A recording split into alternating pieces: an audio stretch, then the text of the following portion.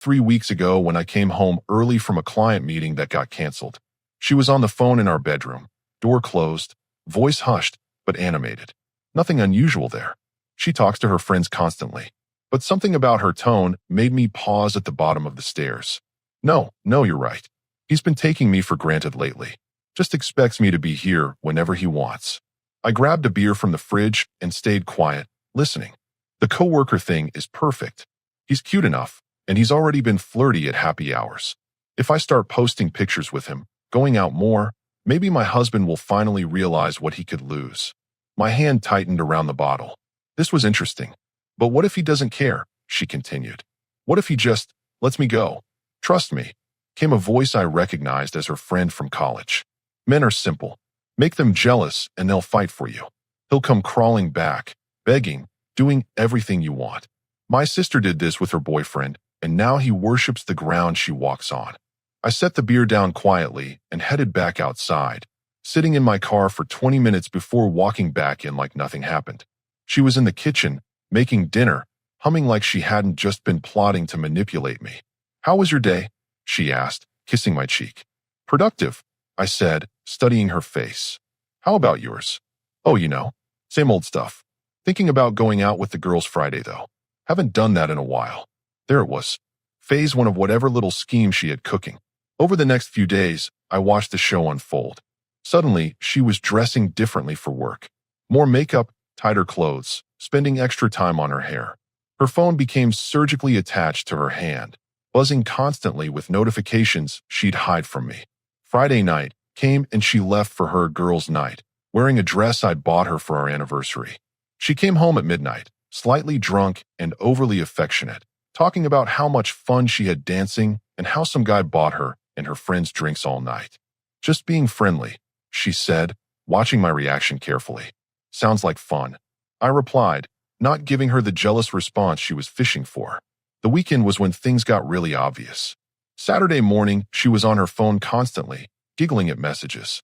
By Sunday, she was suggesting we take a break from our usual Netflix routine because she wanted to go to some coworkers' barbecue.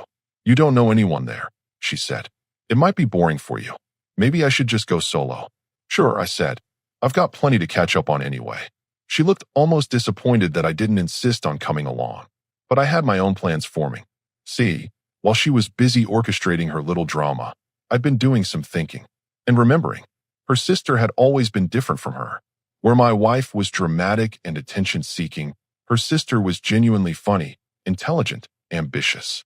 We'd always gotten along well at family gatherings, sharing jokes, and having actual conversations while my wife was busy being the center of attention. Monday rolled around and my wife started her new routine. Late nights at work events. Suspicious group photos where she was always standing suspiciously close to the same guy. Stories about spontaneous happy hours that seemed to happen every other day. The guy wasn't bad looking, I'll give him that. But watching my wife practically throw herself at him through social media was embarrassing. Comments on his posts that were clearly meant for me to see. Pictures of them at office parties where she was leaning into him like they were more than colleagues. 3 weeks into her little performance, I decided it was time to make my own move. Her sister worked downtown, not far from my office. I'd run into her at the coffee shop near her building a few times over the years. Casual encounters, friendly small talk, nothing more. But I remembered she mentioned she grabbed lunch at the sandwich place on 5th Street most Tuesdays. Tuesday came around, and I found myself walking into that same sandwich shop at 12:30. She was there, sitting alone at a corner table, reading something on her tablet while eating a turkey club. Well, this is a nice surprise, I said, approaching her table. She looked up and smiled. A genuine smile, not the calculated one I'd been getting at home lately. Hey there, what brings you to this part of town? Client meeting ran over, I said, which was true enough. Mind if I join you? Eating alone gets old. Please, she gestured to the empty chair. How's work treating you? We talked for 45 minutes. About work, about books, about a documentary she'd watched the night before. Real conversation. No games, no hidden agendas, no testing or manipulation. Just two adults having lunch and actually enjoying each other's company. When I got home that evening, my wife was already dressed up for another work thing. Don't wait up, she said, checking herself in the hallway mirror. The team's going out after the client presentation. Might be a late one. Have fun, I said, already knowing I'd see the pictures on her Instagram by midnight. But for the first time in weeks, I wasn't bothered by her little show, because I just remembered what actual adult conversation felt like. And it wasn't with the woman trying so hard to make me jealous that she'd forgotten how to be genuine with her own husband. While my wife was busy playing amateur hour with her office romance, I was learning what I'd been missing. The Tuesday lunch with her sister turned into a Thursday coffee meeting the following week. Nothing planned, nothing forced. She texted me about a book recommendation. I mentioned I'd be in her area again, and she suggested we grab coffee to discuss it. Your wife mentioned you've been working late a lot lately, she said, stirring sugar into her latte. Has she? I kept my tone neutral. That's interesting, considering I've been home by 6 every night this month. She raised an eyebrow but didn't push. Smart woman. Instead, she changed the subject to the book we'd been discussing. 20 minutes flew by like 5. My wife's performance, meanwhile, was becoming increasingly desperate. The Instagram posts were now daily affairs. Group shots where she was practically sitting in this guy's lap. Stories about spontaneous dinner invitations that just happened to include him. Photos of expensive cocktails with captions like, "When your coworker insists on spoiling you." The funny part was watching her come home after these dates and overcompensate with affection toward me, like she was trying to have her cake and eat it too. Make me jealous, but also keep me hooked in case her backup plan fell through. You seem different lately, she said one night, curled up against me on the couch. More relaxed. Do I? Yeah, like you're not stressed about work anymore. It's nice. What was nice was having something to look forward to besides coming home to amateur dramatics and stage jealousy. Her sister and I had started texting regularly. Nothing inappropriate, just genuine conversations about everything from work frustrations to weekend plans. She was sharp, funny, and refreshingly honest. When she was annoyed about something, she said so directly instead of playing games and expecting me to figure it out. My sister's been acting weird lately, she mentioned during our third coffee meeting. All secretive and giggly about some guy at work. She's never been good at subtlety. I said, taking a sip of my espresso. Maybe she's just excited about something new. Maybe. Though between you and me, I've always thought she thrives on drama. Even when we were kids, she'd create situations just to see how people would react. Bingo. Someone who actually understood my wife's personality. The next week brought my wife's masterpiece performance. She came home Friday evening with a story about how her coworker had asked her to be his +1 to his friend's wedding that weekend. I said yes before I thought about it, she said, watching my face carefully. I mean, we're just friends, but it would be rude to back out now, right? Sure, I said, not looking up from my laptop. Sounds like fun.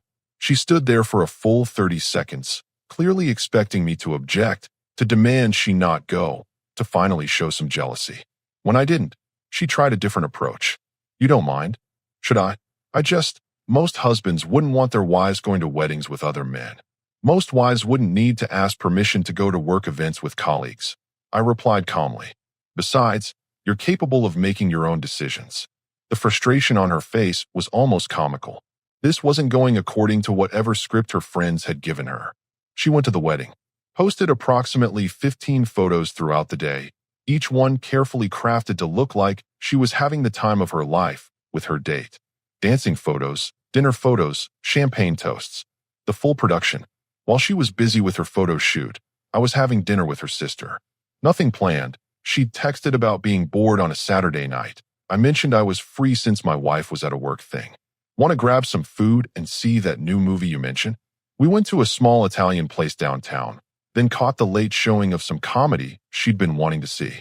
She laughed at all the right parts, made smart observations during the quiet moments, and didn't check her phone once during dinner. This was fun, she said as I walked her to her car afterward. I can't remember the last time I had such good company for a Saturday night. Neither can I said, realizing how true that was. Sunday morning brought my wife home with a hangover and a phone full of pictures to show me. She scrolled through them eagerly, providing commentary like a tour guide. Look how nice he looks in his suit. And this was during the father-daughter dance. So sweet. Oh, and here's us during the slow songs. Looks like you had a great time, I said. I did. He's really, I don't know, thoughtful, I guess. Attentive. Unlike your husband. was the unspoken message. I was supposed to be getting jealous, asking questions, demanding reassurance. Instead, I poured myself coffee and asked if she wanted eggs for breakfast. The following Tuesday, her sister texted me about lunch again.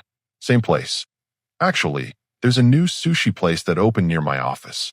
Want to try it? Adventurous. I like it. We spent 2 hours at that sushi place. She told me about her promotion at work. I told her about the client project I was excited about. She asked thoughtful questions about my interests, shared stories about her travels, made me laugh with impressions of her difficult boss. It occurred to me during dessert that this was the first time in months I'd felt genuinely engaged in conversation. No hidden meanings to decode, no tests to pass, no performances to validate. Just two people enjoying each other's company. Your wife's lucky, she said as we waited for the check. You're actually interesting to talk to. Most guys I know just want to talk about sports or complain about work. Most people don't know how to have real conversations anymore, I replied. Everyone's too busy playing games. She gave me a curious look, but didn't ask what I meant. That night, my wife came home with another story about her coworker. This time he'd surprised her with flowers for no reason, just because he appreciated her help on a project. Wasn't that sweet? She asked, arranging the roses in a vase. Very thoughtful, I agreed. She was getting frustrated with my lack of reaction, I could tell. Her little scheme wasn't working the way her friends promised it would. I wasn't fighting for her attention, begging her to stop seeing him, or proving my love through desperate gestures. Instead, I was discovering that there were women out there who didn't need to manufacture drama to feel valued. Women who could have genuine conversations without ulterior motives. Women who appreciated straightforward communication instead of expecting me to read their minds and react to their tests. The irony was delicious.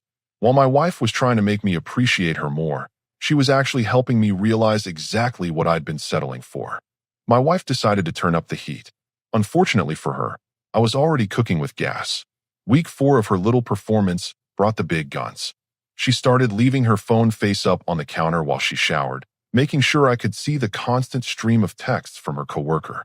Messages timed perfectly for when I'd be grabbing my morning coffee or getting home from work. Can't wait to see you tonight. You looked amazing yesterday. Thinking about you. Amateur hour. If you're going to stage a jealousy play, at least make it believable. The messages read like she'd Googled flirty texts and copy-pasted the first results. But the real masterpiece came on Thursday evening. I was in my home office when I heard her voice from the living room, deliberately loud enough for me to overhear. No, I can't tonight. My husband's home. Pause. I know. I wish things were different too. Another pause. Maybe this weekend when he goes to his brother's place. I wasn't going to my brother's place this weekend. We hadn't made any such plans. But apparently, in her fantasy scenario, I was conveniently absent so she could escalate her fake affair. Friday night brought the grand finale. She came home from work flustered, her hair slightly messed up, lipstick smudged just enough to look suspicious. Sorry I'm late, she said breathlessly. Got caught up in a meeting that ran long. She disappeared into the bathroom for 20 minutes, emerged in different clothes, and spent the rest of the evening being overly sweet and attentive. Classic guilty behavior, performed like a community theater production. While she was running her one-woman show, my relationship with her sister was becoming something neither of us had expected. It started innocently enough. Our lunch meetings had become twice-weekly occurrences. Coffee dates turned into dinner conversations. She'd text me funny observations about her day. I'd share stories about difficult clients. Real communication between two adults who actually enjoyed each other's company. You know, she said over dinner Tuesday evening, I haven't laughed this much in months. You're good company. So are you. I replied, meaning it completely. She was everything her sister wasn't. Direct instead of manipulative. Genuine instead of performative. Intelligent conversation instead of manufactured drama. When she disagreed with something I said, she told me straight up instead of pouting and expecting me to figure out what was wrong. Can I ask you something personal? She said, twirling pasta around her fork. Shoot, are you and my sister okay? You seem, I don't know, different lately. More yourself, if that makes sense. I considered my answer carefully. Let's just say I'm remembering what it feels like to have honest conversations again. She nodded like she understood exactly what I meant. That weekend, while my wife was busy with another work event, that somehow required a cocktail dress and professional photography. I found myself at her sister's apartment helping her assemble a bookshelf she'd bought. "I'm terrible at this stuff," she laughed, holding a piece upside down while I sorted through the screws. "It's just following directions," I said, though whoever wrote these instructions clearly didn't speak English as their first language. We worked together for 2 hours, talking about everything and nothing. She made us sandwiches for lunch. We debated the best way to organize her book collection. She showed me photos from a hiking trip she'd taken the previous month. It was domestic and comfortable and completely natural. No games, no tests, no performance. Just two people enjoying an afternoon together. "Thanks for this," she said as I packed up the tools. "I probably would have given up and hired someone." "Anytime," I said, and realized I meant it. That evening, my wife came home with her most elaborate story yet.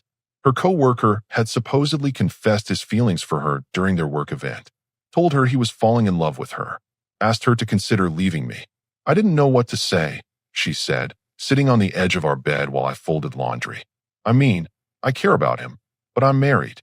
She paused dramatically, clearly expecting me to react, to get angry, to demand she quit her job, to fight for our marriage. "That's a difficult situation," I said calmly. "That's it. That's all you have to say. What would you like me to say?" "I don't know. Something. Anything. Don't you care that another man is in love with your wife?" I stopped folding and looked at her directly. "Do you want me to be jealous?" "I want you to care. I do care. I care that you think so little of me that you'd make up this elaborate fiction instead of just talking to me about whatever's bothering you." Her face went pale.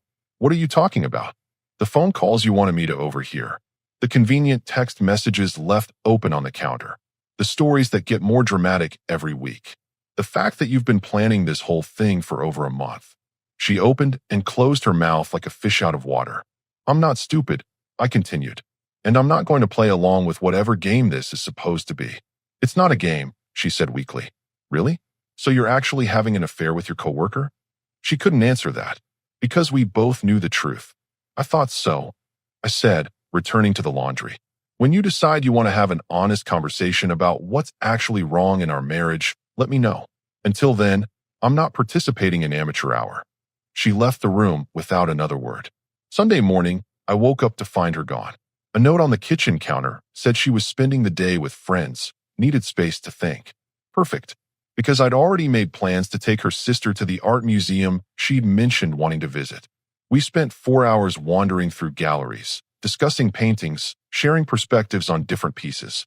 She had insights I never would have considered, made observations that changed how I saw entire sections of the collection. "This is exactly what I needed today," she said as we sat in the museum cafe afterward. "Sometimes you don't realize how much you miss real conversation until you have it again." "I know exactly what you mean," I said. She looked at me with an expression I couldn't quite read. "Can I tell you something?" "Of course. I've been looking forward to our meetings all week." "Is that weird?" "Not weird at all," I said. "I have too." The silence that followed wasn't uncomfortable. It was charged with possibility. "We should probably talk about what this is," she said finally. "We probably should," I agreed. But neither of us did. Not yet. Because we both knew that conversation was going to change everything, and once we had it, there would be no going back. Instead, we finished our coffee and made plans for Tuesday lunch, like we'd been doing for weeks. The difference was, now we both knew it was more than just lunch. When I got home that evening, my wife was waiting in the living room, phone in hand, looking like she'd been crying. "We need to talk," she said. "Finally ready for that honest conversation?" I asked. But before she could answer, her sister texted me. "Had the best day? Thank you for being exactly what I needed." My wife saw the message notification light up my phone screen, saw her sister's name, and that's when everything changed. The monthly family dinner at her parents' house had always been a polite but predictable affair. This month, I decided to make it memorable. My wife spent the entire week after seeing her sister's text in damage control mode. Suddenly, her coworker was just a friend, and she was confused about her feelings, wanted to work on our marriage. The fake affair disappeared overnight, replaced by desperate attempts at reconnection. "I've been thinking," she said Tuesday morning over breakfast. "Maybe we should take that vacation we talked about. Just the two of us. Reconnect." "Which vacation was that?" I asked, knowing we'd never discussed any such thing. You know, the one to that place you mentioned. I almost felt bad for her. Almost. Her sister and I had our conversation that same Tuesday over lunch. The one we'd been avoiding for weeks. I need to be honest about something, she said, pushing her salad around her plate. So do I. I think I'm falling for you, she said quickly, like ripping off a bandage. I know it's complicated and messy and probably wrong, but I can't pretend anymore that these are just friendly lunches. They stopped being just friendly lunches 3 weeks ago, I replied. At least for me. She looked up, relief flooding her face. So what do? We stop pretending this is something it's not. That afternoon, I made a decision that would detonate everything. I called my wife. Change of plans for Sunday dinner, I said. I'm bringing a date. What? What are you talking about? You've been so busy with your work friend. I figured I'd bring someone too. Make it even. You can't be serious. Dead serious. See you Sunday. I hung up before she could respond. Sunday afternoon arrived with all the tension of a powder keg waiting for a spark. I picked up her sister at 2 o'clock, both of us dressed nicely but not formally, like a couple going to meet the family. Are you sure about this? She asked as we pulled into her parents' driveway. Are you? She took my hand. Let's do this. Walking into that house with her sister on my arm was like dropping a nuclear bomb on a tea party. Her mother answered the door, took one look at us together, and froze completely. Hi, Mom, her sister said casually. Hope it's okay, I brought a guest. Her father appeared behind her mother, saw us, and his expression cycled through confusion, recognition, and something close to panic. Where's your wife? Her mother finally managed. She'll be along, I said. She had some things to handle first. We walked into the living room where her brother was watching football with his girlfriend. They looked up, saw us together, and the girlfriend actually gasped out loud. Her brother said. Is there something we should know? Before anyone could answer, my wife's car pulled into the driveway. Through the window, we could see her sitting behind the wheel for a full minute, staring at the house like she was gathering courage to face a firing squad. When she finally walked through the front door, the silence in that room was deafening. She looked at me, looked at her sister, looked at our joined hands. Her face went through about 6 different emotions in 3 seconds. What is this? She whispered. Sunday dinner, I said calmly. Just like always. You brought my sister as your date to family dinner? You've been bringing dates to our marriage for months. Figured I'd try it too. Her mother made a sound like she was choking. Her father put down his beer and stood up like he was preparing for a fight. Can someone please explain what the hell is going on? Her brother demanded. I looked around the room at all their shocked faces and realized I had everyone's complete attention. Perfect. Your daughter and sister, I said, nodding toward my wife, has been pretending to have an affair with a co-worker for the past 6 weeks. All staged. All fake. Designed to make me jealous so I'd fight for her attention and prove my love through desperation. My wife's face went white as paper. Instead of playing along with her little drama, I continued. I decided to find someone who doesn't need to manufacture crises to feel valued. Someone who appreciates honest communication. Someone who doesn't think marriage is a game. I squeezed her sister's hand. Someone like her. The explosion was immediate and spectacular. You've been cheating on my daughter with my other daughter, her father roared. Nobody's been cheating, her sister said firmly. We've been having lunches and conversations. Real ones. While she was busy playing pretend with her office boyfriend. It wasn't pretend, my wife shouted, then immediately realized what she'd just admitted. So you were having an affair, her mother said, voice deadly quiet. No. Yes. I mean, it was complicated. It was manipulation, I said. Pure and simple. She wanted to make me jealous, make me beg, make me prove my worth. Instead, I proved that I don't chase women who play games. Her brother was staring at his sisters like he'd never seen them before. You orchestrated a fake affair to manipulate your husband? Her friends told her it would work. I explained. Make the husband jealous. He'll come crawling back. Worship the ground she walks on. Except I don't crawl for anyone. And you decided the appropriate response was to actually start dating her sister? Her father demanded. I decided the appropriate response was to find someone who doesn't think love is a competition, I replied. Someone who doesn't need to test me constantly to feel secure. Someone who can have genuine conversations without ulterior motives. I looked directly at my wife. Everything I found in her sister that I'd been missing in our marriage. The room erupted in overlapping arguments. Her parents yelling at both daughters. her brother trying to mediate, my wife crying and screaming that this wasn't how it was supposed to work. Through it all, her sister sat calmly beside me, our hands still joined. "I'm not sorry," she announced during a brief lull in the shouting. "I'm not sorry for falling for a man who treats me like an adult instead of a prize to be won. I'm not sorry for wanting real conversation instead of manufactured drama. And I'm not sorry that he chose someone who appreciates him instead of someone who takes him for granted." She stood up, pulling me with her. "We're leaving now. When you're all ready to have an adult conversation about this situation, you know where to find us." As we walked toward the door, my wife grabbed my arm. "This isn't over," she said desperately. "We can fix this. We can go to counseling. We can work through this." I stopped and looked at her directly. "You're right. This isn't over. It's been over for weeks. You just didn't realize it because you were too busy directing your little drama to notice your audience had left the theater. You can't just throw away our marriage." "I didn't throw it away. You did. The minute you decided to play games instead of having honest conversations about what was wrong." I gently removed her hand from my arm. "The difference is, I found something real while you were busy with fiction." We walked out of that house knowing there would be consequences, knowing there would be more drama, knowing her family would take time to process what had just happened.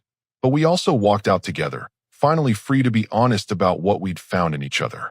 "That went well," her sister said dryly as we got in the car. "Better than I expected, actually." She laughed, and the sound was perfect. No games, no manipulation, no hidden agendas.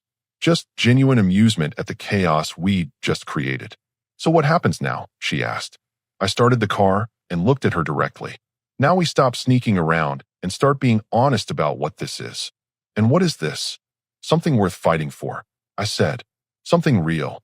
Behind us, through the house windows, we could see the argument still raging in the living room. My wife gesticulating wildly, her parents looking shell-shocked, her brother trying to restore order. Let them argue. Let them process. Let them figure out how to deal with the consequences of months of manufactured drama. We had better things to do. The fallout was swift and brutal. By Monday morning, my phone was buzzing with angry voicemails from her friends. The same ones who'd coached her through the fake affair were now furious that their brilliant plan had backfired. "You're a monster," one of them screamed into my voicemail. "She was just trying to get your attention by lying and manipulating me for weeks." I texted back, "Great strategy." My wife showed up at my office Tuesday afternoon, mascara streaked, looking like she hadn't slept. "Everyone thinks I'm a horrible person," she said, collapsing into the chair across from my desk. "Aren't you? I was trying to save our marriage by pretending to cheat on me. It wasn't real cheating." I leaned back in my chair.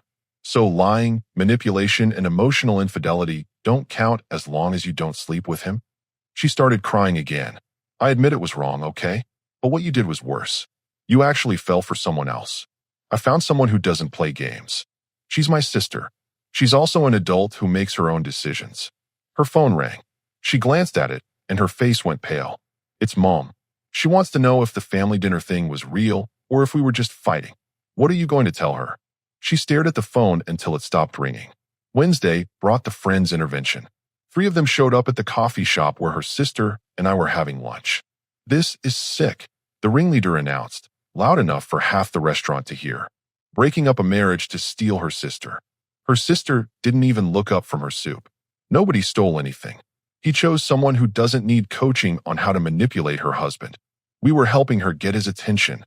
You were helping her destroy her marriage," I said calmly. Mission accomplished. They stormed out after making a scene that had everyone staring. "Your friends are charming," her sister said sarcastically. Former friends, apparently. Thursday night, my wife tried one last desperate play. She showed up at my apartment with divorce papers. "Sign these and you can have her," she said, throwing them on my kitchen counter. "But don't expect me to make it easy." I glanced at the papers. Already had my lawyer draw up my own version. Much more thorough. Her confidence cracked. "What do you mean?" "I mean I documented everything. The fake affair, the manipulation, the lies. Your lawyer's going to have a hard time painting me as the villain." She sank onto my couch. "How did this go so wrong? It was supposed to make you fight for me." "It did make me fight," I said. "Just not for you. For something better." The doorbell rang. Her sister stood outside with takeout bags and a bottle of wine. "Oh," she said, seeing my wife on the couch. Should I come back later? No, I said, taking the bags. She was just leaving. My wife looked between us, seeing how natural and comfortable we were together. How easy it was. You really love her, don't you? She whispered. I really do. She nodded slowly, like she was finally understanding something that had been right in front of her all along. I never made it easy for you to love me, did I? It was the first honest thing she'd said in months. No, I said gently. You didn't. 3 months later, the divorce was finalized on a Tuesday morning. Clean, simple, no contest. My ex-wife had finally accepted reality. Her sister and I moved in together the following weekend. Not rushing, not hiding, not apologizing. Just two adults building something genuine. Any regrets? She asked, unpacking books in our living room. About what? The way it all went down. The family drama. The public spectacle. I considered the question while assembling our new coffee table. She had 6 weeks to just talk to me honestly about what was bothering her. Instead, she chose manipulation and games. I have zero regrets about refusing to play along. The family had eventually come around, mostly. Her parents were still awkward at gatherings, but they'd stopped treating me like a homewrecker. Her brother actually thanked me one evening. She's happier than I've seen her in years, he said, watching his sister laugh at something on TV. And honestly, my other sister needed to learn that actions have consequences. My ex-wife had moved across town, started therapy, and according to mutual friends, was working on herself. Good for her. Everyone deserves the chance to grow. Her co-worker, it turned out, had been completely innocent in the whole scheme. Just a friendly guy who'd been unknowingly cast in her drama without his consent. He'd been horrified when he found out the truth. The funniest part, her sister said one evening, is that her plan actually worked perfectly. How do you figure? She wanted to show you what you could lose. She just didn't realize she was showing you what you could gain instead. 6 months after the divorce, we got engaged. Nothing dramatic, nothing staged. Just a quiet proposal on a Sunday morning over pancakes and coffee. You know, people will always have opinions about how we got together, she said, admiring her ring. Let them. We know the truth. The truth was simple. While one person was playing games, 2 other people found something real.